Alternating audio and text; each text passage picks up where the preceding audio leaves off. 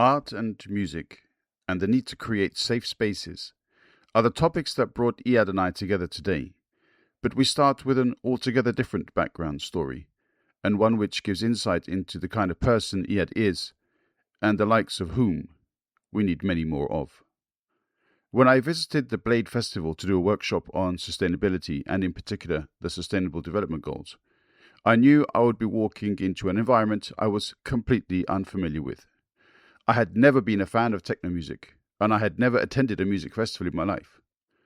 The scene was not manic, nor indeed chaotic. It was friendly and stimulating, and very loud. People were happy. They wanted to have fun. And above all, I remember this about Blade. Thank you, Iyad, for your time, and I'll keep my fingers crossed for the future. This is Two and a Mic. Rise up and be curious.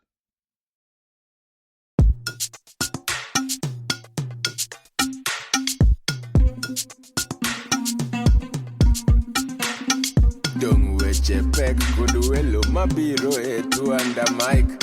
Dung parodit kod jok mawuoye Two and a Mic.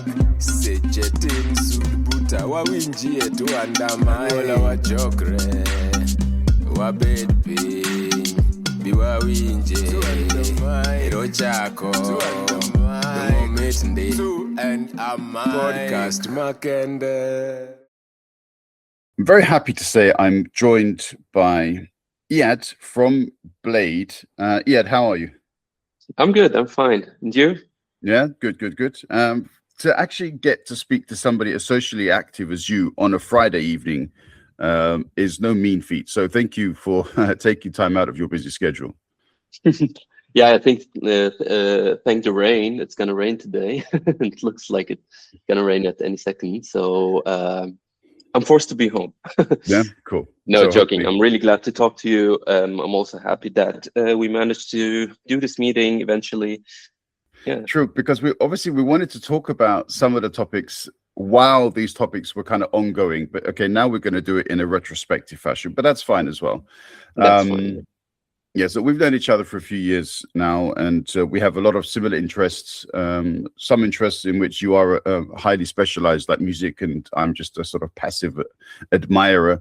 But on top of that, you once told me that you were involved in a kind of a movement, an organization, which really, I felt very passionate about. That you wanted to create a kind of safe and creative atmosphere and environment, a learning environment for children, in particular, who have experienced difficult lives. Do you remember when you were telling me about that? Yeah, I remember that. It actually started a long time ago. The whole thing started back in Syria, where I was born and living till I was 26. Back there, when the war started, I started some voluntary work because I felt that there's a huge need to do that. So I landed eventually in a psychosocial support team funded or created by the UNICEF. That was like my first interaction with kids in schools, in refugee shelters, kids that were displaced and didn't have any access to normal infrastructure or schools or so like part of our job was to make these children adapt to their new atmosphere, to their new situation that they're living in. So we were allowed to work with the kids for 3 months, and that's it. And with some kids we established like a good relationship, and we started like basically speaking on the emotional level. How do they feel? How like help them understand the emotions that they're going through, because they all had bad stories, unfortunately, really hard ones. And for children, it's if you don't have the support, it might be really hard to figure out what you're feeling. So basically, that's how we started with the kids, and kids that were more often open about talking to or getting deeper in other subjects. We started doing other stuff with them. So the whole thing started with a couple of kids in the school. It was a school, like it was used as a refugee camp, but used to be a school. And these kids had wished to go to school actually, and they couldn't do that. So we thought like we're not teachers, but we all had like academic backgrounds, and we thought like we might help. But then again, we can't like go through a whole book or teach them, I don't know, math or something. So we tried to figuring out a way like how to bring them some things by in an easy way, playful way maybe. So we started creating these stories. We started actually with English, and we started creating these stories. And during the story, we like, for example, we're talking about, I don't know, like a simple story as like a fish is swimming in the sea. She meets a starfish. The starfish talks to the fish, and it's totally imaginary. And yeah, we used to like create a small story, and we used to use different methods. So we used like to stop at the word fish. We used to tell it in Arabic first, and then start at the word fish, which is samake in Arabic, and translate the word. So we used to like say fish, fish is samake, samake is fish, and used to draw the fish on the wall or wherever. And they used to draw it back, like they drew this themselves, then they colored it, and then we continued the story. And what we noticed that they used to, or they were able to learn a lot of vocabulary this way, and they had a lot of fun, which was actually not an experience that I witnessed in school or that I had in school, because you know this kind of hierarchy running after points, and then the stress from everywhere. Like as a child, you're competing basically with your mates, with other students, and trying to prove to your parents that you're good, and so it's a lot of pressure. And if there's a subject that you don't understand that much, you get frustrated really fast. And if you get this frustration, you just block it completely. That's actually my experience and the experience of a lot of other people that I talk to about this subject. So the thing that we noticed with this method is that we brought this joy to learning. Children were really happy to learn another words. They were saying the words every time we came and repeating it. And they were teaching also other children what is fish, how it does it look like, draw it with them. So it's like out of basically a really simple story, we created this grass movement, and yeah, and knowledge was spreading, you know, on a really basic level, but still it made a difference. That's how we noticed basically that it's a really nice way to teach actually and to learn things, because basically learning is a really nice thing. I think like everybody would like to learn about some subject, you know. We all want to know more, you know. Curiosity, right? Curiosity, exactly. That's the word I was looking for. At some point, I moved to Germany, and that was parallel to my studies. So I studied electrical engineering in the university, and I was doing this. And at some point, I moved to Germany, and that was like a tool that I could use for work. I was continuing my studies in Germany, and I thought, like, yeah, I might do the same. There's a lot of refugees here, and I might continue doing that. So I started this also, and I'm telling the short story here. Yeah, I started like looking for opportunities, and I found an organization in Weimar which was doing this, or giving courses, and I started like working with them for a couple of months, and then I got to know Anne.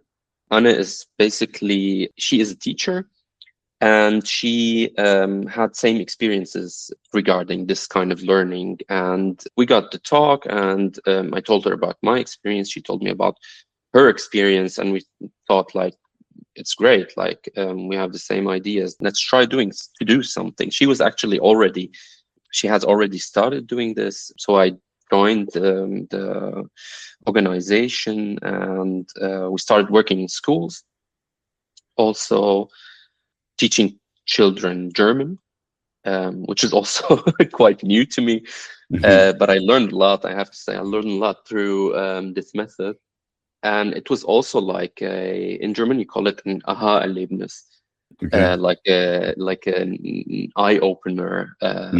How fast children are learning, and how much happiness that is bringing them. So we started like doing this, and she worked on a method which is also based on a playful way, and start like from really physically having the figures in your hand and letting them play with them, and make a small conversation. Through this conversation, you might learn like how the sentence structure is or whatever.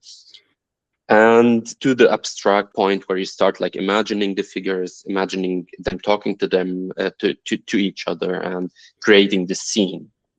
Yeah, so I worked, I'm still working there, but now I'm only doing a bit administrative stuff because of work, and actually Blade and some other stuff. So, but I'm still like I love this way of learning. Yeah, and like starting, or it's a child trauma for me, the way that schools works and the way that education works. And it's really sad seeing children giving up on learning and education only because it's too frustrating, you know? So yeah, I think that's always going to be a project for me. I've always appreciated that element about you and what you contribute. I think it's sometimes underestimated, the impact it can have giving back to society. And there is a difference when kids realize that somebody isn't necessarily professionally there as a teacher, or they can be professionally teachers, but they're not there in that capacity as a teacher. And they're there actually to kind of communicate a specific thing in a way which the children would perhaps benefit from most. And they know that. Children realize when a teacher walks into a classroom and wants to go through, open up your books, blah, blah, blah. And they also know when somebody wants to come in and teach them something in a way that they will appreciate that. And they notice the difference. And I think they're a lot more positive as a result. But one of the issues, and we kind of decided that I wanted to suggest that we shouldn't go too much into politics, but one of the sustainability goals that the UN has produced in 2015 is good quality education. And unfortunately, the way that the world has developed at the moment, what we've ended up creating, I say we as humanity, is a lot of children who no longer actually have access to schools because schools have been destroyed, their communities have been destroyed. There have been some extremely heartwarming stories of teachers going around communities, refugee communities, in tents and giving kids lessons in tents because of as you say, it's so important to give something back. And kids need to have an education. Otherwise, their pathway forward just simply doesn't exist. So, yeah, I completely appreciate the work that you've done and that you continue to do. And there's so much more to be done. Thank you. Yeah, it's pretty sad, like how it's a huge privilege to get education.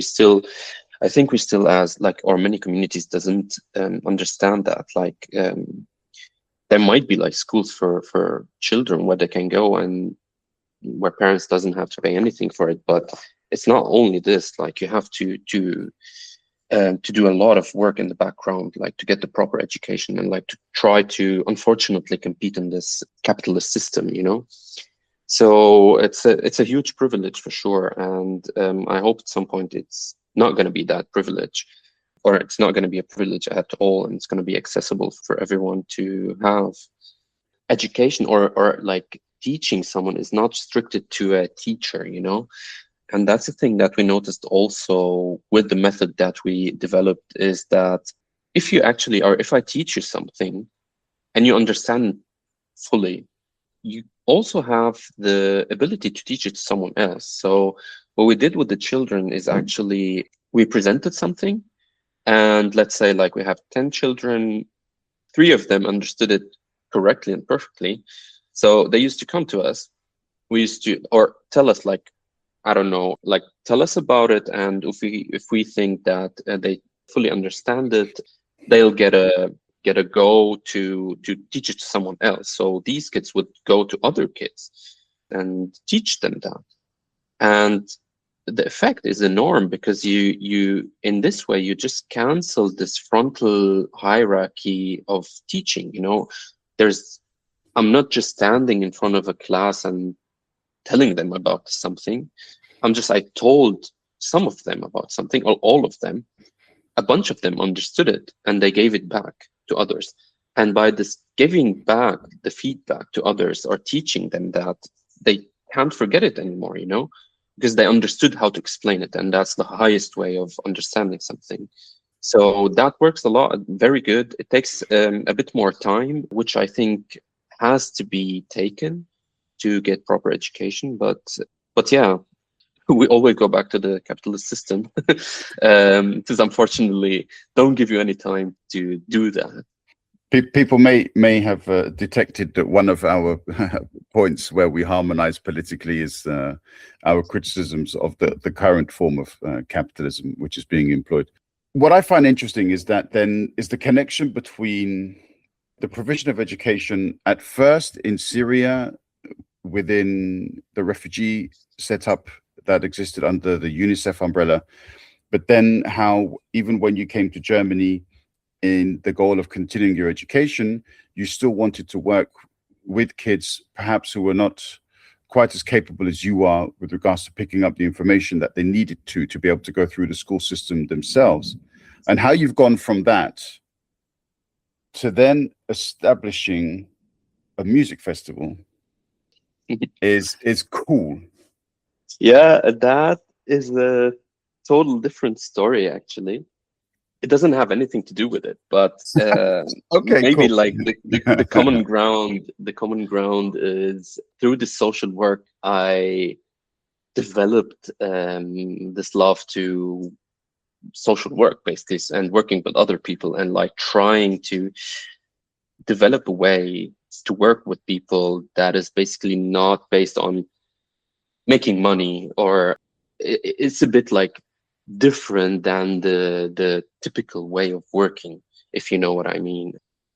And I find this very, very important, because we all like go through the system and choose us and spit us out, and we're all like set to a certain kind of thinking through it and working, and you think like, okay, that's how you do things. You have a boss, and your boss tells you what to do, or I don't know, anyway. But I always found it interesting, like to develop a different way of working, where you don't have also this hierarchy, where everybody can be heard, where there's a room for creativity, where's the goal and is not just the material, and creating spaces where people can express themselves and make art and such stuff.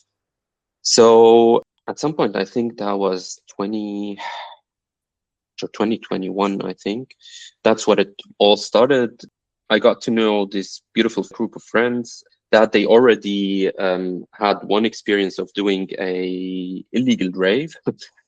And they were like very excited about doing the second rave. So I met them like a couple of days before, and they were like, we're going to do a rave and this area.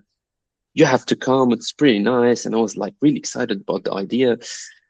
And I think in 2020, I started making music, or started DJing like on a really low level, experimenting and trying to do some music. And this came, and I was like, oh, beautiful, can I help? And they were like, yeah, of course. So we went to this place, and we set up some speakers, we set up a generator, got some lights, hang them on the trees, and there was a party. A lot of people came, and it was just beautiful, It came out of nothing. It didn't cost much. People enjoyed themselves, and it was only about being there, having a good time, partying with people, and just going home with a good feeling. And that's how it all started. After that, we thought, like, let's do it again. So we did it a couple of times, and when you're young and naive, you get great ideas. At some point, we had the idea, like, okay, let's do a music festival. because why not? That's what I said, like why I said young, naive, because we thought like, yeah, how hard can it be? You only have to get some drinks, you only have to get the same setup, find the venue, and let's go. People are gonna camp, all is gonna be good, you know? So we started this, and it was a lot of work. Like, yeah, like it was an enormous amount of work, which we actually gladly did. And then, like, we went to different venues, we saw all of them, and we found the venue that you visited actually, and we rented it. We got some speakers, we spread the idea, and a lot of people came also, and they were really excited about helping. So we got a lot of help also. And I have to say this, we couldn't do that without the help that we got from people, from our supporters. And yeah, we went to this venue, we built everything in 3 days, which was quite crazy. Until like, so the festival, like, it was from Friday noon, I think, till Sunday. And I remember like standing in the venue on Friday at 11:30, and the first people were coming in. I was like, can't believe it. People are just coming to this to this area where there's basically no one, which is hard to reach, and people are popping in, and they're building their tents, and they want to party, and they want to have a festival. So it was like till the last second, I couldn't believe that it's happening, you know? So yeah, that happens. It was a great experience. We had a really nice festival.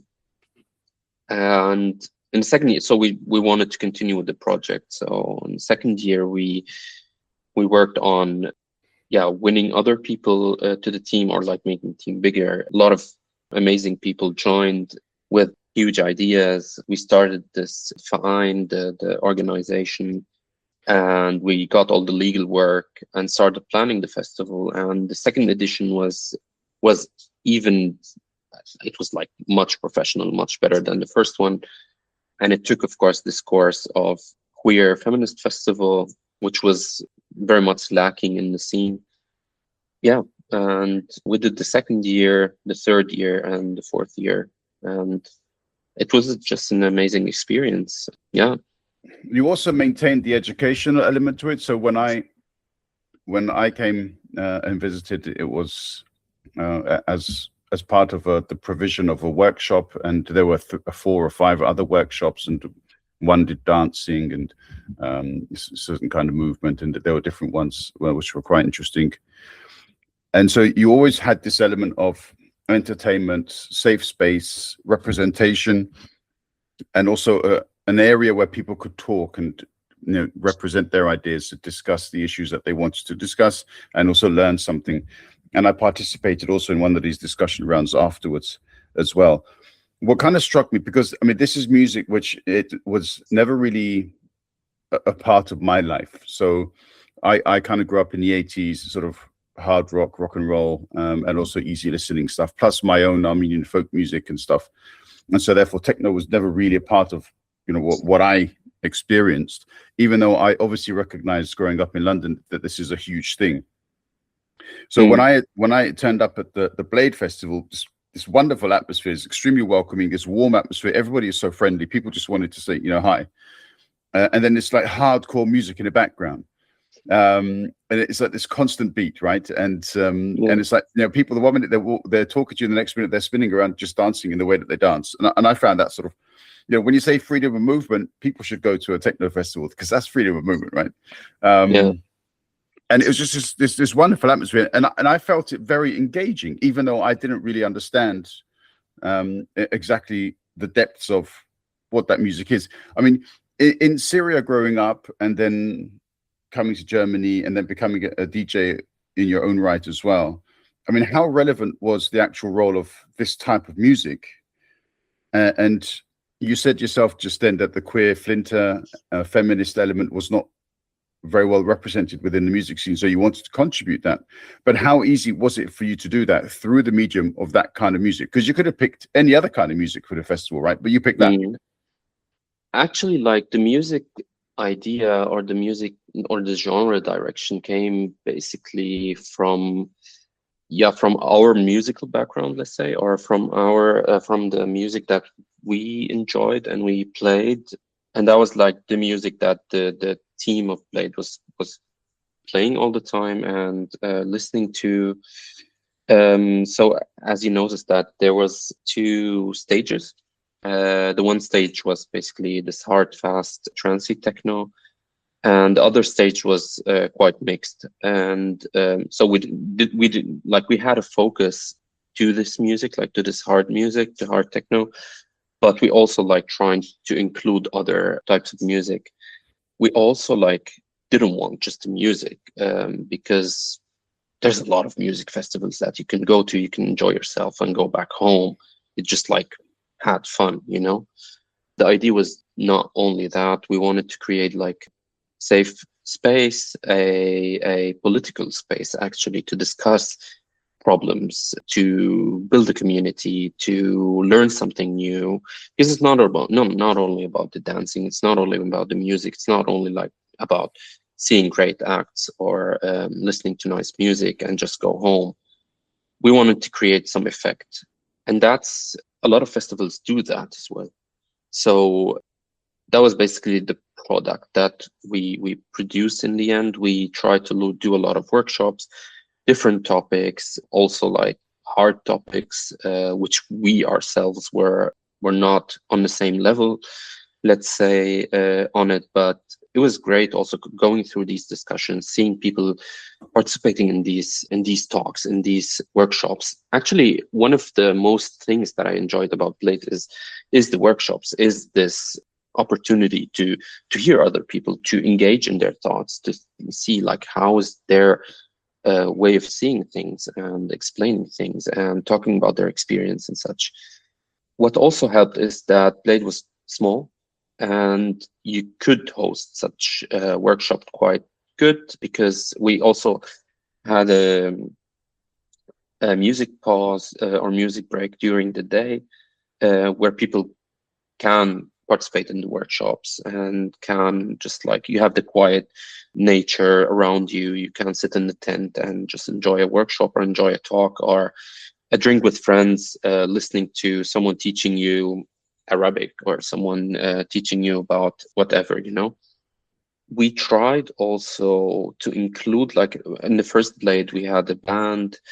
My dream was also, or our dream was also, to try to include more types of music, actually. But planning a stage for a band is way more expensive and complicated than a DJ, you know. A DJ has a certain setup, which we already have, and it was easier and cheaper to do that. But the plan was like, if we are going to grow bigger, we're going to involve that. So yeah, I think the direction of the music, to answer your question, like the direction of music, it started basically from that, what we liked, and staying in the electronic music and performances area, let's say, was a bit, it stayed like that because of the funding.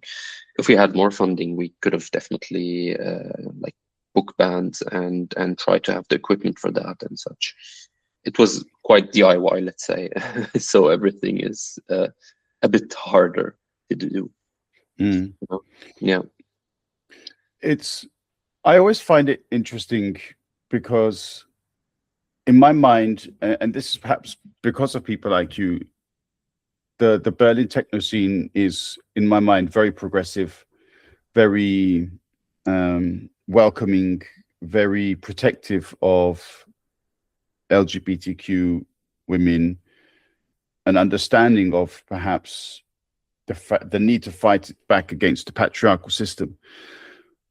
And when you say things like it wasn't really so prevalent on the scene, in that particular music scene, that there was a need for this.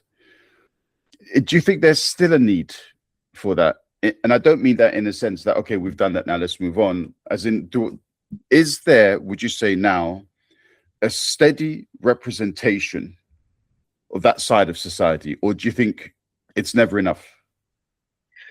I would say it's never enough. As long as you live in a patriarchy system, which we do, it's pretty much, or it's a lot of work to get good representation. Like if you're a queer person or a flinta person or a minority group, let's say. So it's an ongoing work. It needs a lot of energy. It needs a lot of work, and it's never enough. So you can't. I don't think that we can reach a point where we can say, no, these groups are represented enough. Because of the way that our communities are shaped, and the way that we get our education from the communities, and the way we grew up as men or as women or as whatever we are. So no, I don't think it's getting better. It was worse. It's getting better in some points, but it's still way, way, way far from perfect. I don't think, like, as long as we live in this kind of system, let's say, it's not going to be perfect. There is this unfortunate development, I think, and it's not exactly new. There has always been a very sort of, I would say, extreme right-wing undercurrent within frontline politics. It's always been there. In Germany, it was always floating around the 5 to 10% margins, and so people were like, yeah, that there will always be that, or whatever. But it's grown. Something similar was the case in the UK. It's grown there. It's similar also in the USA, and it continues to grow there as well. And you kind of think to yourself, why is this happening now? And when there's so much awareness of the need for representation, when we know that there simply are more than two genders, we cannot go to this settle with the binary system, which has existed for such a long time, and think that covers everybody, because it doesn't. There are many identities that are lost within society because people just don't have that representation. And the kinds of movements that Blade represent allow people the freedom to express themselves. I'm not sure what the best way to phrase the question is, because in Berlin, the last 2 or 3 years, there has been a cut to arts and culture projects, unfortunately, because of the CDU-dominated political party, which is currently in power. There are elections this year, and hopefully that's going to change, and it's going to be more representative balance of the left-sided nature that is Berlin. How prominent do you think the music scene, the cultural scene, needs to become to be able to inspire the kind of change that's needed to confront the problems that society continues to face? That's a tough one. When you create these spaces, people get to experience that, to go there, to try that. And of course, they want to know, like, what is this party? What are people doing there? And why is it nice? Why is everybody talking about it? So let's say people who are not involved in these kinds of political discussions or don't even know much about it, they go there, they experience this, and usually they have a positive experience.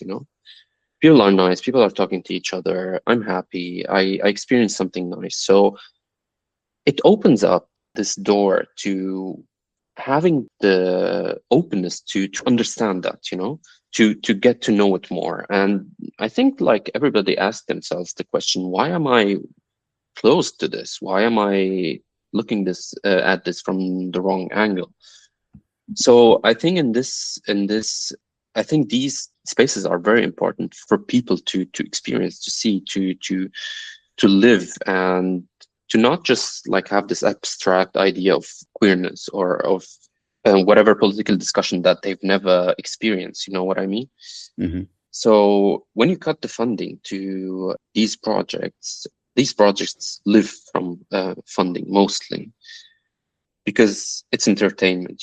In the end, like, if you want to look at it in the bigger picture, like, if new people want to come and experience that, it's for them. If it's not cheap, people are gonna think twice about doing that. if it's not available, people are not going to experience that. So funding for this kind of community-based project is very, very, very important. And we're facing these cuts right now. So I think, yeah, I hope these projects continue somehow. There's always like an underground movement popping up somewhere. So there's always hope. I don't think that's going to stop, but it might get less and less. And speaking of the right-wing movements, as you mentioned, it's getting more and more, and that's right. But I was talking to a friend and the last day, and we had this really interesting conversation about it was already there, and these people were already there, but they were ashamed to say a thing and to come to the surface and say their minds or tell these vicious ideas, you know.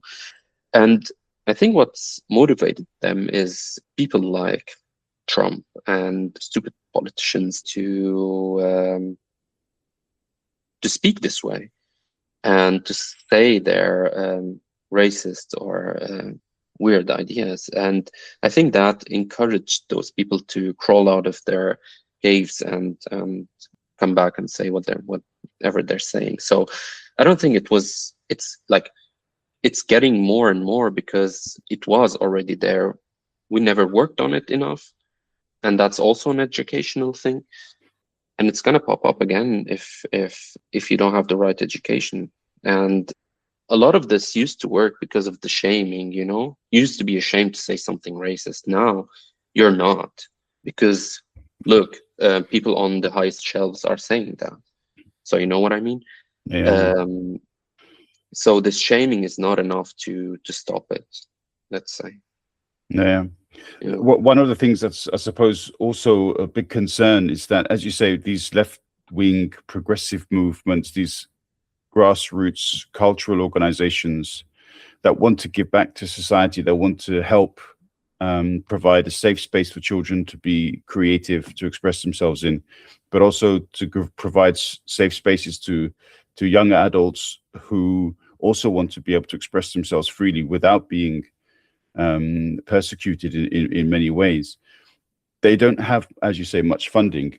Whereas on the other side, the right wing, the extreme right, they have access to millions. They have businesses behind them. They have huge media companies behind them. They've got, in many ways, political arms behind them, providing them with support and funding. It's a real uphill battle. And I mean, right now, we also see the Trump administration you referred to, Marco Rubio, is going around now, wants to generate international support in fighting the left extreme that he puts it down as. So if anybody's of a left-wing perspective, then he wants to label these people terrorists. I'd just like to remind people, because history, unfortunately, is one of those things which, if you don't look at certain chapters in history, you tend to forget. When people talk about fighting against the Nazis in the Second World War, they forget who were the partisans. They forget who were the people in France, for example, or in Germany, who were fighting against the Nazis there. Most of these people were socialists or communists. And these freedom fighters, without them, the Second World War would perhaps not have gone the way that it did. And just because after the end of the Second World War, people like Charles de Gaulle returned to France and basically completely removed the left wing, and because other political entities wanted to make sure that the left wing didn't continue to have the support that it did, that the resistance leaders would kind of fade away, they tried to remove them from political discourse. They made it difficult for them to have political and electoral success. These are the heroes of the Second World War, who today's politicians are labeling terrorists. Yeah. And people who don't understand what that means really need to go and open up a history book and try to identify who those people were. The left can never be against the people, because the left are of the people. Yeah. exactly, definitely. But if you're stuck in your 8 hours job, want to do sports and meet friends, you're not going to have the time to educate yourself about that if you're not really interested in it. And you have a huge influence of the social media, which again is also very much like right-wing parties are very much using this. They have the tools, they have the money, and that's what happens in the end if people don't have access to the proper education and proper experience and this brainwashing. So that's why again these spaces, these projects are very important to give people the chance to participate in such movements, to see how important it is to talk to other people, to find other solutions, to go demonstrate, to get involved in political discussions and try to prove their opinions, not violently, not by canceling other people, but by talking to them, by trying to reach a base level where we can all agree on and live good, you know? Yeah, and if you cancel these spaces, if you don't fund them, if you try to label them as terrorist spaces, the outcome is going to be probably right-wing movements, unfortunately. Yeah. Well, this is what we're going to try to prevent. I mean, Marco Rubio and his pals, represented by a person in the White House who, lost his civil case for rape against E. Jean Carroll. He had to pay damages for that. He's been mentioned in the Epstein files thousands and thousands of times. If this is the person that the right wing wants to set up as their leader, then that tells us everything we need to know about the right. This year, Blade didn't happen, but you still have quite a following. There are people who love Blade, people who would love to see Blade again. What are the chances that they might have something to look forward to next year? It's a hard question to answer, actually. It's been a lot of work. We all reached, I think, a point in our lives where we have our jobs and less time, let's say. So it was a great run, and it was also very stressful. So I think first, like, we're gonna try to have this break, try to recess, see if it's even possible to do Blade again, or maybe not, maybe do other things, if it's a party or something smaller. But till now, I can't say, actually. It looks more like it's not going to happen again.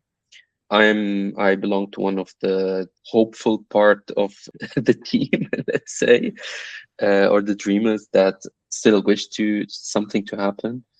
But I think it's a bit far. So yeah, I think that might be the end for now. But who knows? Maybe some other project pops up.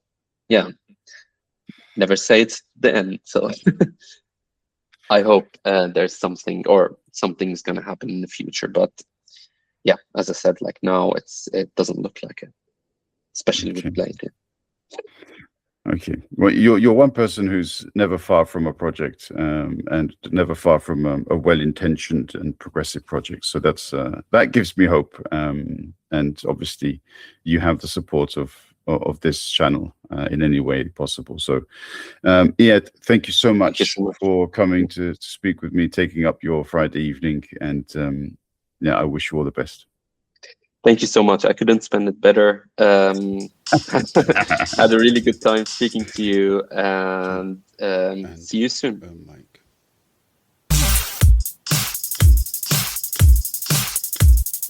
Two and Mike.